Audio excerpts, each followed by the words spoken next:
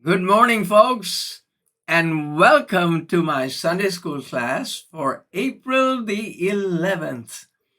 And the title of our class is Confession and Correction. Okay, so here's what we're going to do.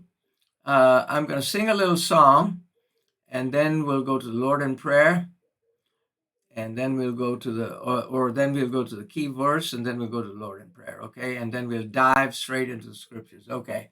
So hold on.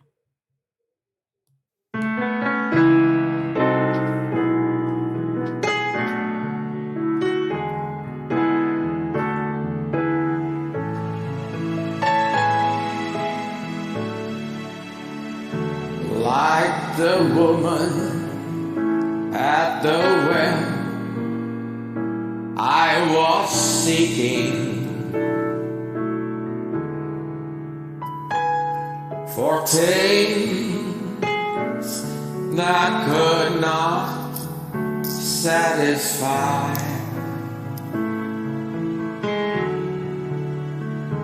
And then I heard my Savior speaking, draw from my well that never shall run dry. Fill my cup, Lord, I lift it up, Lord.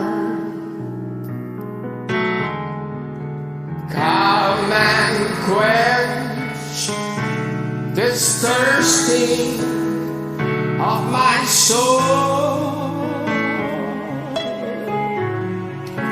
Bread of heaven, feed me till I want no more. Fill my cup, fill it up, and make me whole.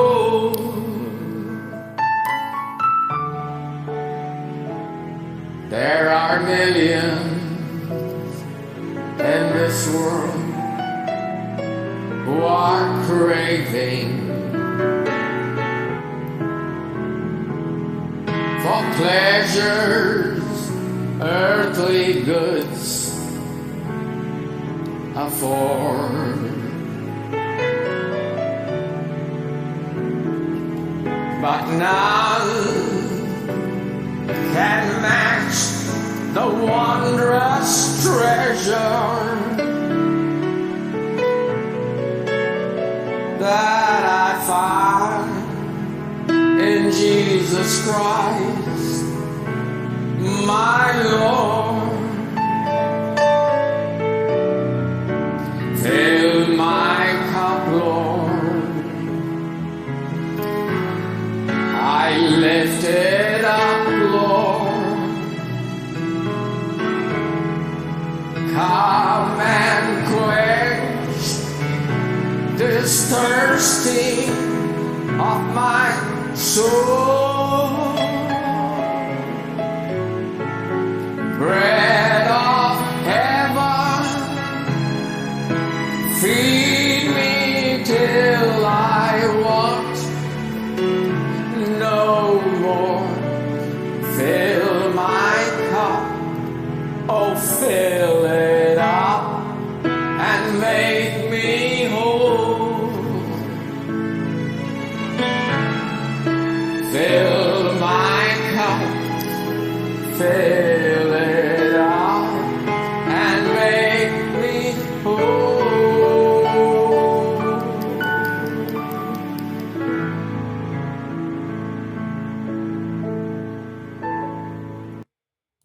Amen. Amen. Welcome to my Sunday school class. And please forgive me. When the Holy Spirit moves, I cannot help but weep before the Lord. And the title of our lesson today is Confession and correction. Okay?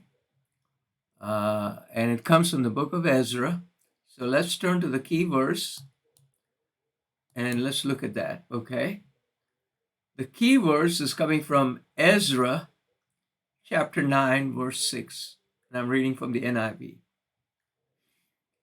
Here's the key verse. He says, I am too ashamed and disgraced, my God, to lift up my face to you, because our sins are higher than our heads, and our guilt has reached to the heavens.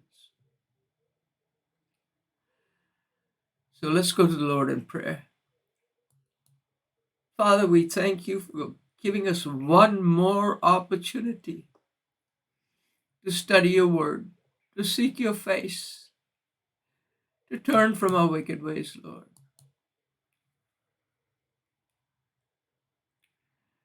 And Father, we cry out to you from the bottom of our heart, Lord. Change us, change our nation, Lord. We're surrounded by iniquity. We're surrounded by wickedness, Lord. But like Noah, he found grace in the eyes of the Lord. So, Lord, let us find grace in your eyes. Please, Lord, we need you. We're desperate for you, Lord. We're in a dry and barren land where there is no water. But thank you for the bread of life. Thank you that we can drink from the well of water that never runs dry. And may the words of my mouth, Lord, and may the meditations of my heart be acceptable unto you, O God. My Lord, my Savior, and my Redeemer, for we ask it in the matchless name of Jesus. Amen and amen. Okay. All right. So we have read our key verse, and let's go to the introduction. Okay. Introduction of our lesson. Excuse me while I blow my nose a little bit.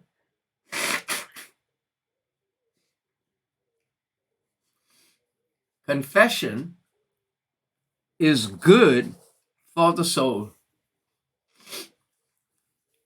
This phrase is a popular idiom advising people to honestly admit their guilt in order to feel some kind of relief. The assumption is that one can ease personal guilt and stress by openly owning up to his or her wrongs. Some of us assume that the phrase is lifted from a Bible verse, but it is actually an old Scottish proverb. Its exact wording is, open confession is good for the soul. While the premise or idea behind it is indeed Christian, the statement on confession is not found in the Bible. In one exposition of Psalms 119 and 26, it was posited that one's frank acknowledgement of the evil that he or she has committed is a source of ease to the life of the guilty. Open confession proves that the wrongdoer recognizes his or her condition and communicates humility rather than pride. For the believer, open confession of sin substantiates the genuineness of a relationship with God.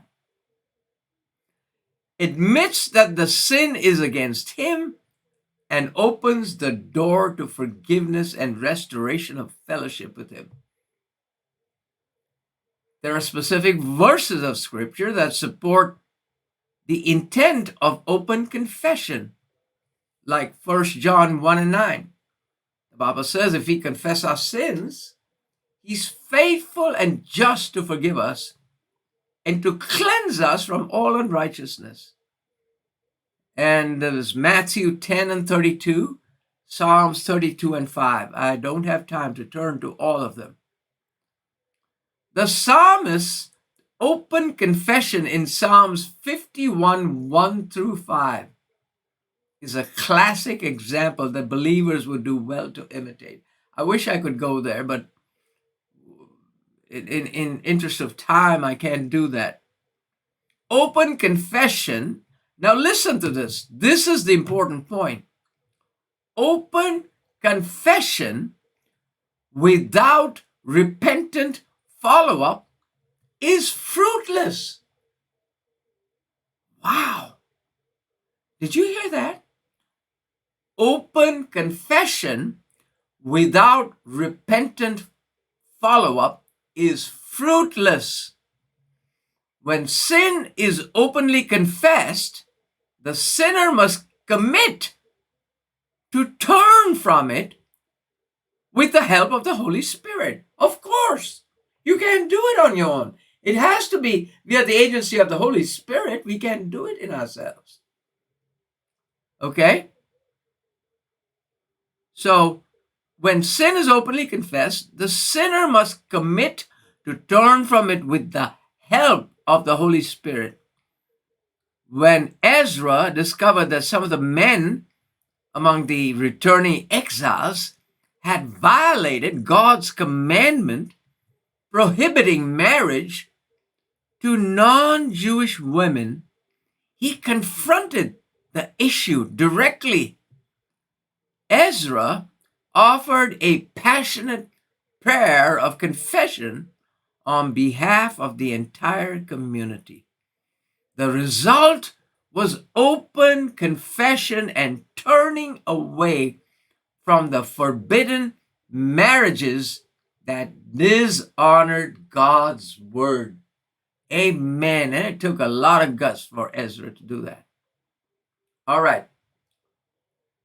Let's go to the biblical context. Authorship of the book of Ezra is attributed to the astute scribe and priest Ezra. So Ezra was a scribe and a priest whose name does not appear in the account until chapter 7. The book continues the narrative of Israel's history that is covered in the book of 2 Chronicles. Ezra recounts God's fulfillment of the covenant promise to return his people to the promised land after the 70-year exile. The book relates two phases of the exile's return.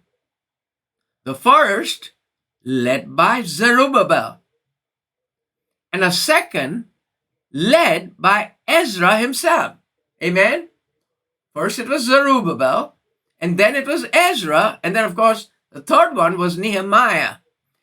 Zerubbabel's mission was to rebuild the temple, the physical temple, while Ezra was to rebuild the community, specifically the community's spiritual condition. The first 6 chapters of Ezra explains Cyrus's edict, King Cyrus of Persia, his edict to end the Babylonian captivity, the return of the first wave of Jewish exiles, and the endeavor to rebuild the temple. The remaining chapters 7 through 10 are devoted to the spiritual reforms put in place under Ezra's leadership. Amen. Okay, let's go to the analysis of the biblical text. We'll go to Ezra chapter 10, verses 1 through 4. And the title of that, or the subtitle of that, is Acknowledging Disobedience. Okay? Acknowledging disobedience. All right. So here we go. Now, when Ezra had prayed, and when he had confessed, now when Ezra had prayed, and when he had confessed, weeping and casting himself down before the house of God, there assembled unto him out of Israel a very great congregation of men and women and children, for the people wept sore. Okay, that's verse 1. Let's read verse 2. Then Shechaniah, the son of Jehiel, one of the descendants of Elam, said to Ezra, "We have been unfaithful to our God by marrying foreign women from the peoples around us. But in spite of this, there is still hope for Israel." Okay, and let's go on to verse 3. And he says, "Now let us make a covenant before our God to send away all these women and their children in accordance with the counsel of my Lord and of those who fear the commands of our God. Let it be done according to the law." Okay? And verse number 4, "Rise up. This matter is in your hands. We will support you. So take courage and do it." Amen. All right. So let's look at these scriptures and talk about them and see what Ezra was talking about. Okay. So, and like I said, the subtitle is Acknowledging Disobedience. Okay. Ezra's focus for the remnant of his people who had returned to their homeland was their spiritual condition. He worked diligently to teach and challenge them to apply God's word. He emphasized the practical application of God's word in daily life. Amen. It's not just enough to hear the word, but we've got to apply the word. The Bible says, "Do not be just hearers of the word, but be doers of the word." Okay? In daily life. After being informed of the people's sin of intermarriage with the pagan nations around them, notice what it says: intermarriage with the pagan nations around them, Ezra publicly called for immediate repentance. Now, listen to this. God's prohibition against marrying non-Jews had nothing to do with the racial prejudice, but was intended as a safeguard against the people being drawn into the idolatrous practices of other cultures. Hallelujah! Did you hear that? Huh? Ezra publicly called for immediate repentance. God's prohibition against marrying non-Jews had nothing to do with racial prejudice. So this was not an issue of racial prejudice, but was intended as a safeguard against the people being drawn into the idolatrous practices of other cultures. You've got to remember that Israel was surrounded by pagan people, by heathen, especially when they when they were not in their homeland, they had been exiled to Babylon, and they had just returned from Babylon. It was even much worse. Okay, and so that's what this whole issue is about. So please, let's not get it twisted. Okay. God's law against intermarriage wasn't new.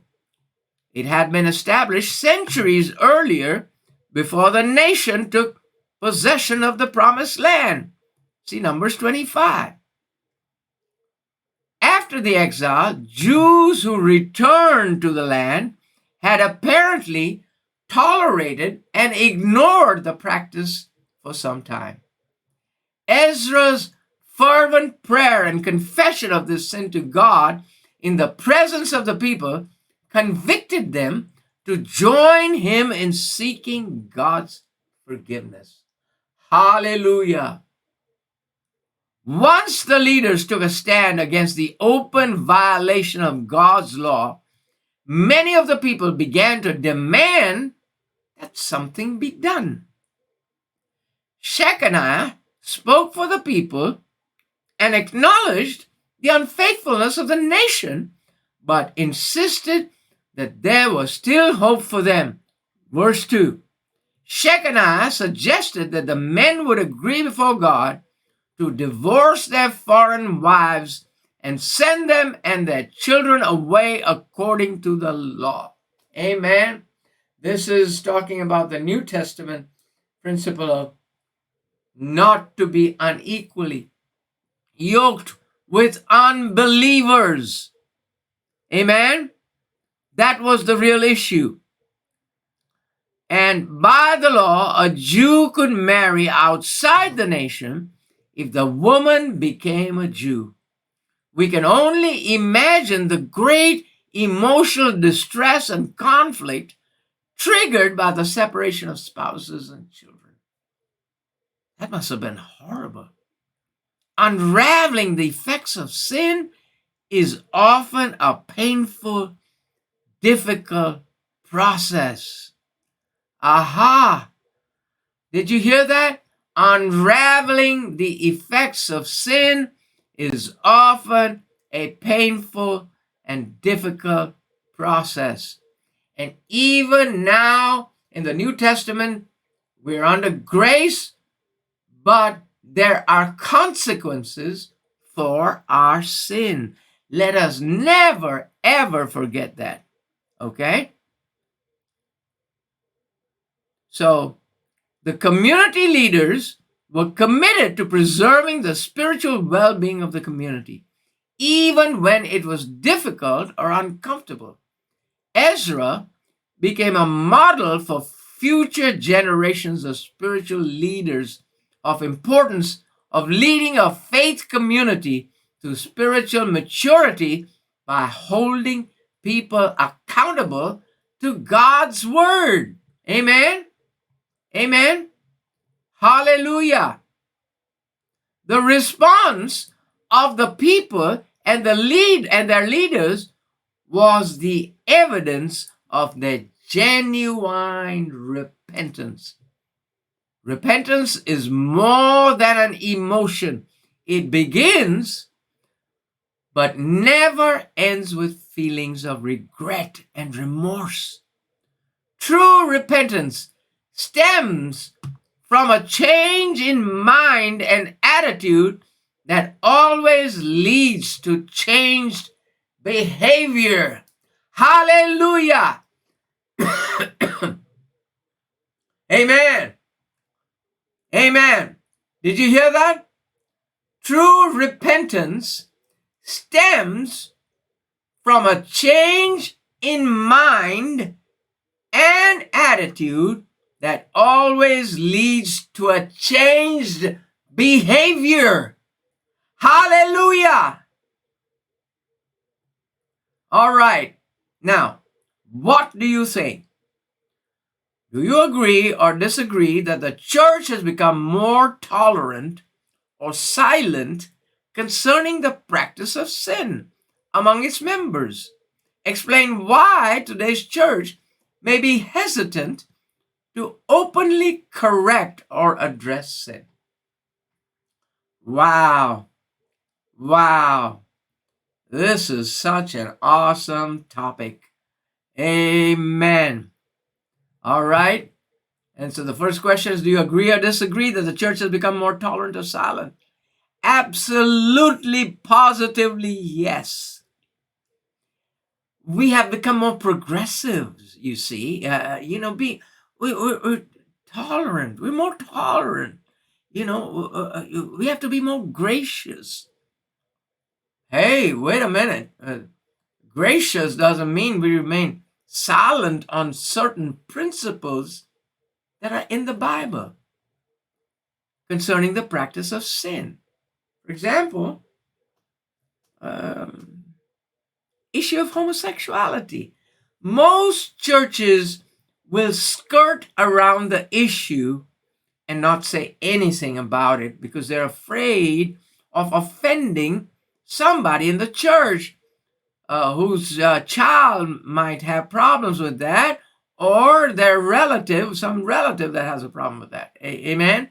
And so the mantra is tolerance. Be tolerant. Don't be so dogmatic. That's the word I was looking for. Don't be so dogmatic. Yeah, we're living in a different world today, bro. Percy, you got to understand now. We're not in the same. We don't stone people like we did in the Old Testament. Yeah, we sure don't. But we still follow the principles in the Bible. And if the Bible says something is a sin, it is a sin. Okay?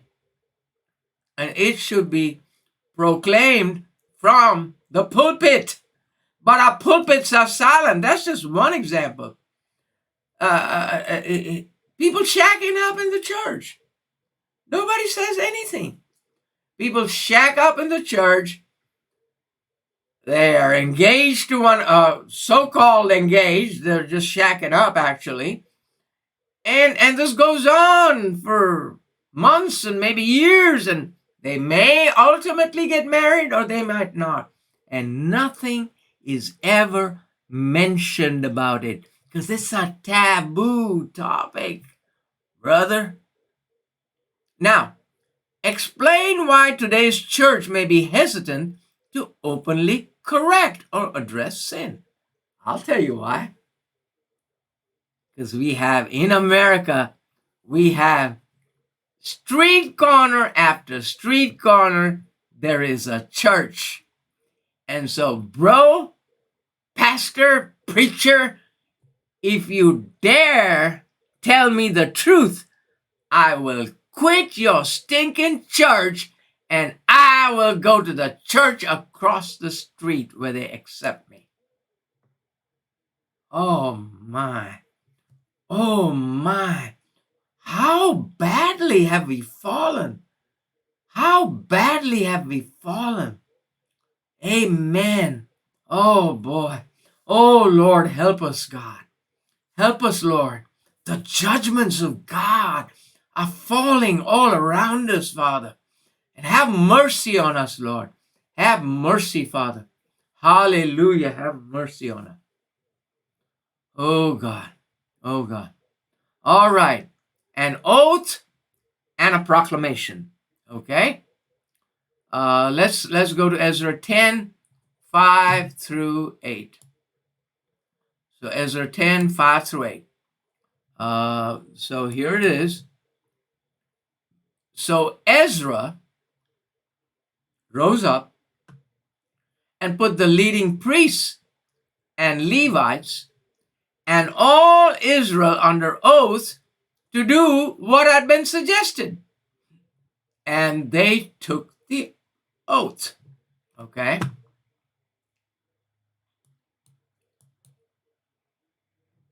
Then Ezra withdrew from before the house of God and went to the room of Jehohanan,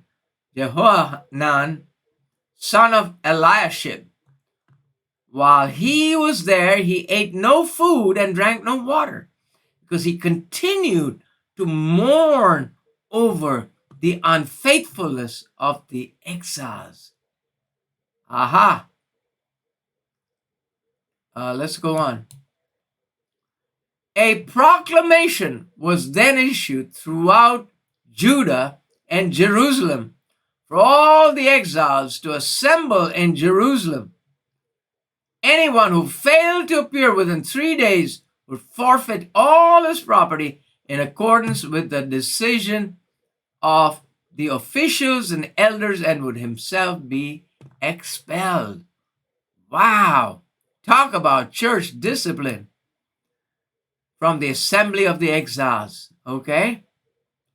Within the 3 days, all the men of Judah and Benjamin had gathered in Jerusalem. And on the 20th day of the 9th month, all the people were sitting in the square before the house of God, greatly distressed by the occasion and because of the rain. Amen. Let's go and look at these scriptures in greater detail, okay? So let's see. An oath and a proclamation, okay? So that's what Ezra did. Ezra's response was to demand that the leaders among the priests, the Levites, and the people swear an oath to affirm the sincerity of their confession and repentance. Verse 5. Amen? This oath was a serious matter because it was a promise to God. It bound the people to do what they had promised. Those who failed to keep the oath would be punished. Talk about excommunication.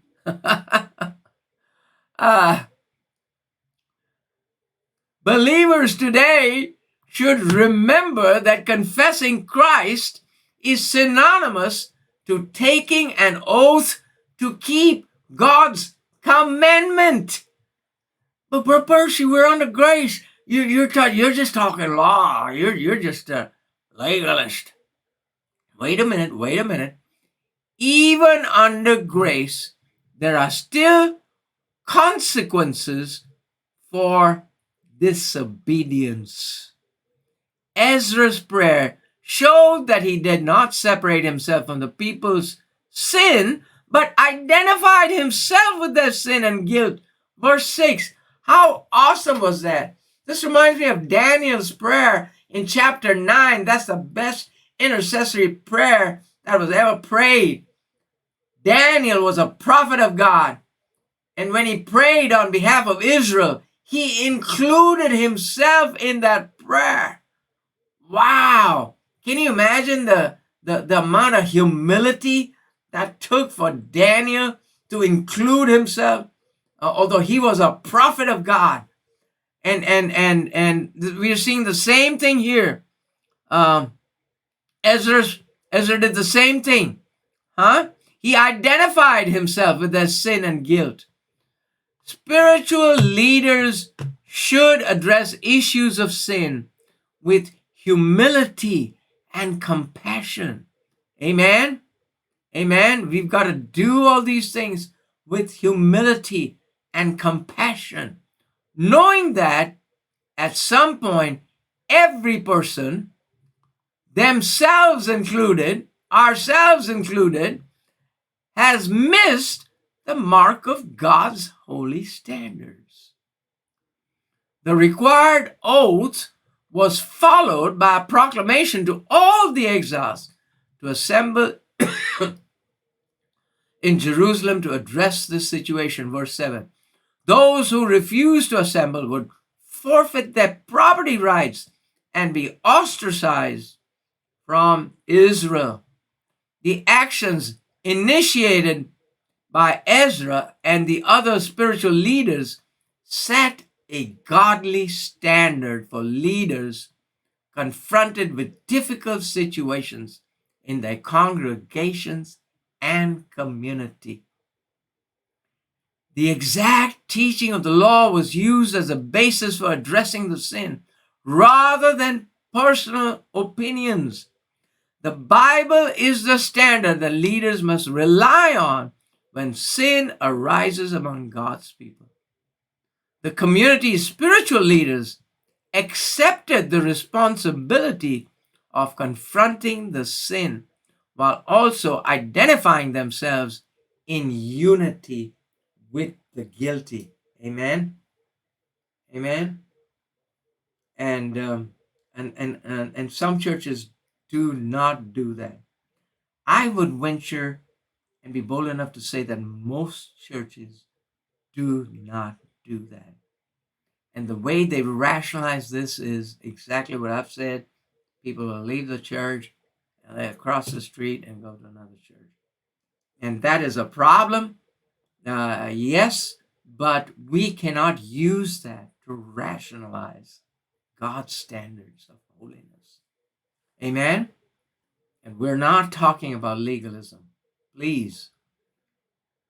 Their contrite spirit and commitment to the sacredness of God's law enable them to take necessary action to remove the sinful practice from the community. Those whom God has called and given authority to rule or lead must remember that the people, ultimately belong to God. See Hebrews 13:7.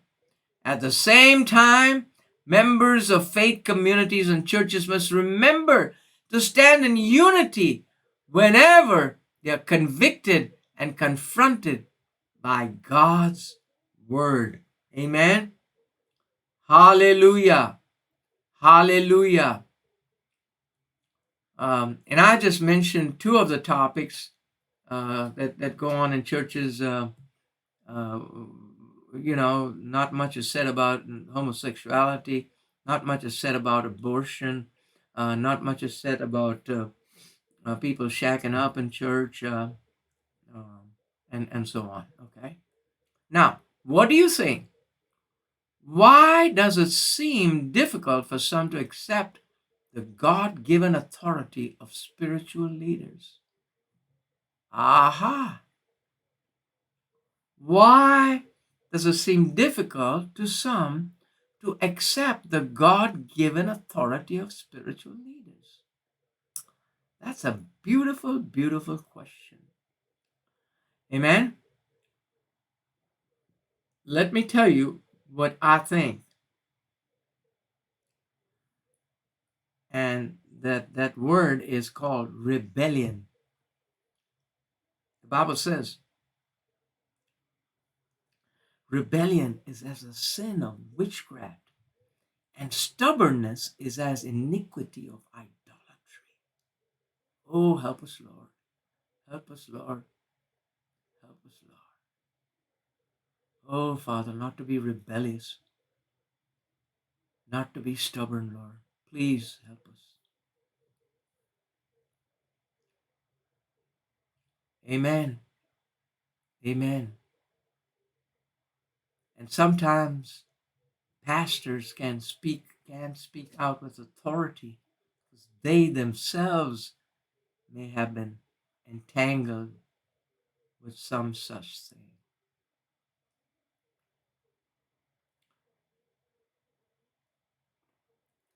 All right, let's go on. A restored covenant relationship. Ezra 10, 9 through 12. All right, let's go to the scriptures, 9 through 12. Okay, so let's go back to 9. And here is Ezra 9 through 12. Within the 3 days, all the men of Judah and Benjamin had gathered in Jerusalem, and on the 20th day of the 9th month, all the people were sitting in the square before the house of God, greatly distressed by the occasion and because of the rain. Then Ezra the priest stood up and said to them, "You have been unfaithful. You have married foreign wives, foreign women, adding to Israel's guilt. Now honor the Lord, the God of your ancestors, and do his will." Aha. Separate yourself from the peoples around you, from your foreign wives. Verse 12, the whole assembly responded with a loud voice, "You are right. We must do as you say." Amen and amen. Hallelujah. So let's look at these scriptures further and see what the Lord is trying to show us. Okay. Okay. The people responded to the proclamation and its demands and assembled in the square east of the temple. The area was large enough to accommodate thousands of people.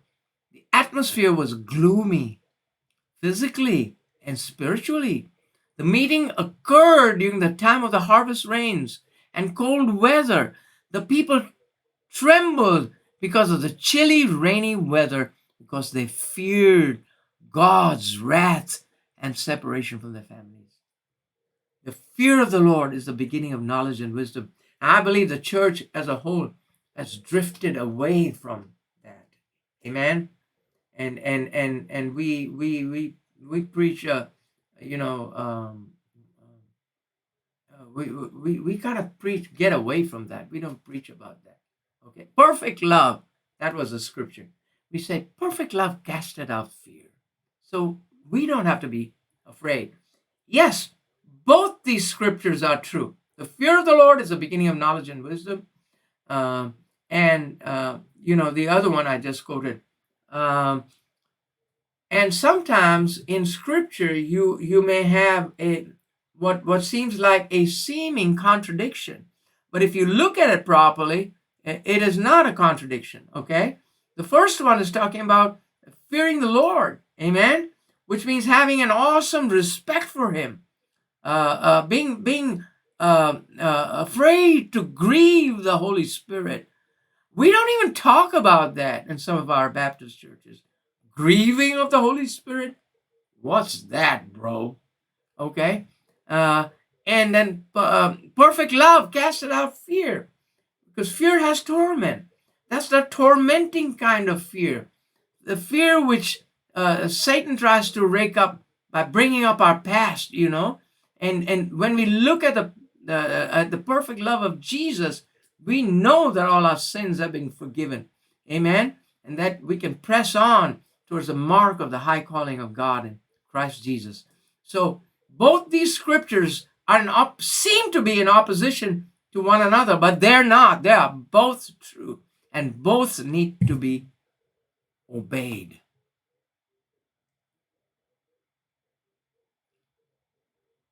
Ezra immediately identified the sin of unfaithfulness to God, pronounced the guilt, and the corrective solution.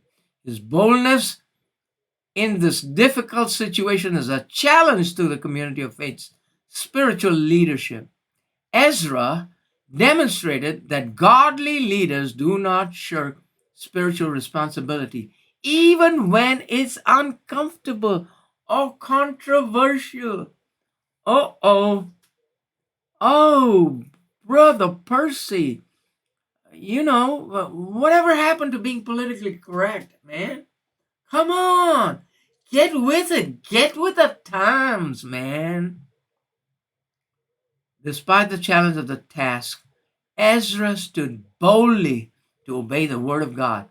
God's ministry assignments will often require making hard and unpopular decisions that cannot be avoided. I bet you that when that decision was made, it didn't make Ezra popular. I don't think Ezra would have won a popularity contest, Huh? No. No, he would not have. But he had to make that unpopular decision.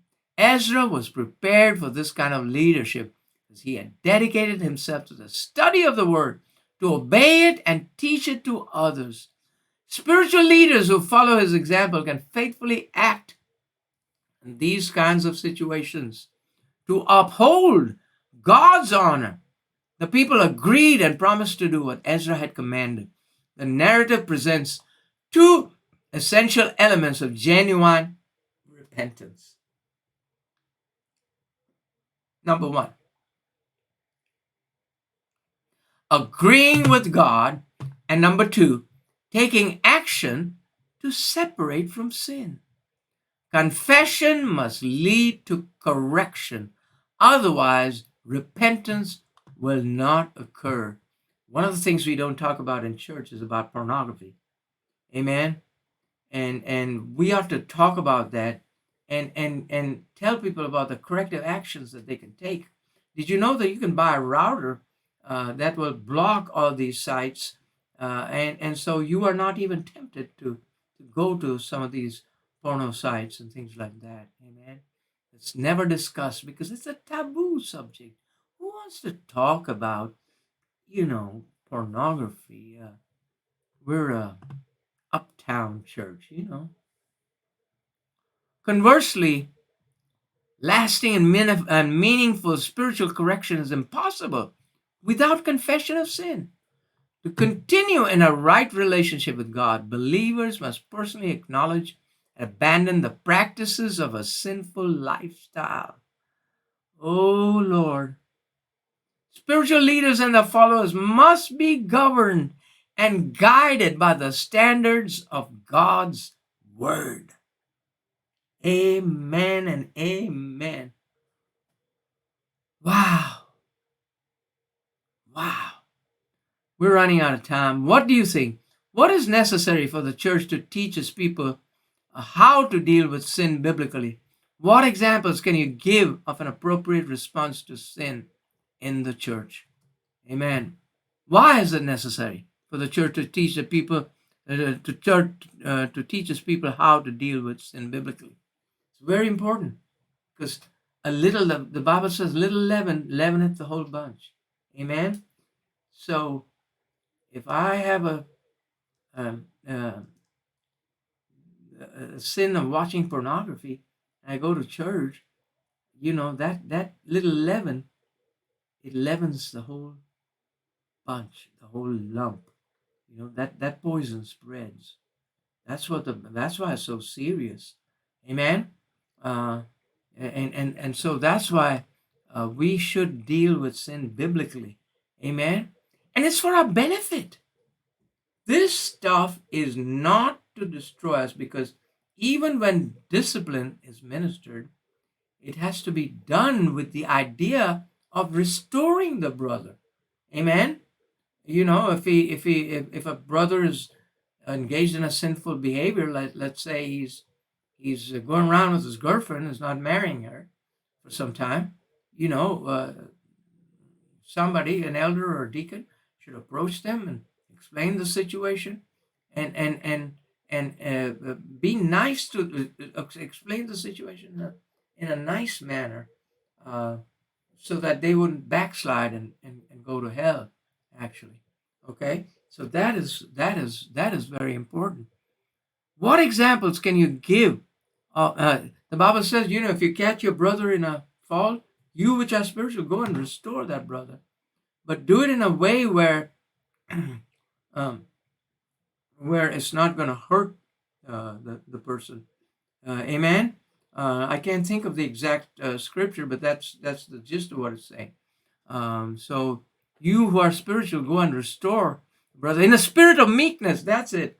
That's lest you also fall in sin. Because while you might be correcting your brother on pornography, you might have a bad temper problem. Oh man, let's just go on. Lord help us. What examples can you give of an appropriate response to sin in the church? Yeah, they should be lovingly disciplined with the idea of restoring them. Amen? Okay. Closing thought. Sooner or later, every church will face the need to reprimand an erring church member. This situation will arise of spiritual leaders and congregations are teaching and practicing the Word of God. Challenge is having the boldness to uncompromisingly address it with restoration as a desired outcome. You see that? That's just what I was talking about. The spirit of meekness, and the whole idea is to restore that person, not to destroy that person. Amen? The task becomes less stressful when leaders emulate Ezra's example of demonstrating and practicing how to apply God's word in daily living. I can take discipline a lot better from somebody who's himself living a godly life. Amen? And that's not to say that, we all have faults. We all have faults. We all fail in certain manner, in certain ways. But I'm talking about willful sinning and living in that condition for a long time. All right.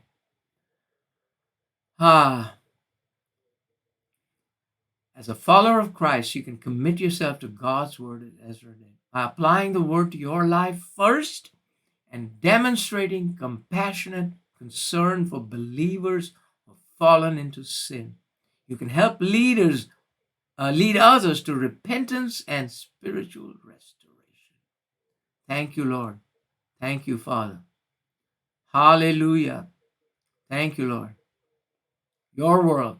To ensure the church's ongoing commitment to the teachings of Scripture, we must actively teach the importance of reverencing God's word and living according to God's commandments.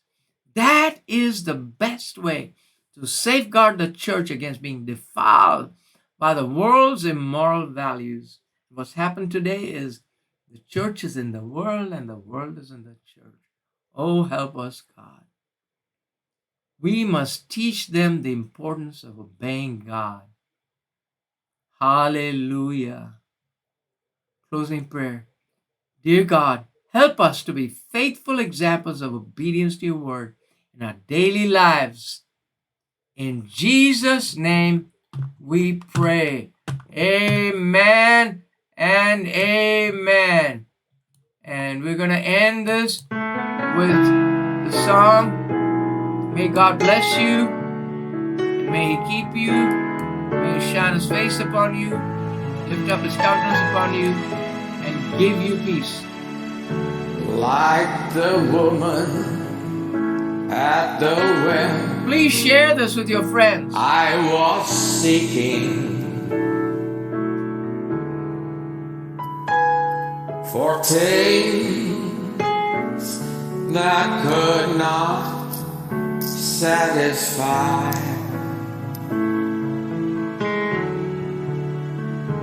And then I heard my Savior speaking, draw from my well that never shall run dry. Fill my cup, Lord. I lift it up, Lord. Come and quench this thirsting of my soul. Bread of heaven, feed me till I want no more. Fill my cup, fill it up, and make me whole.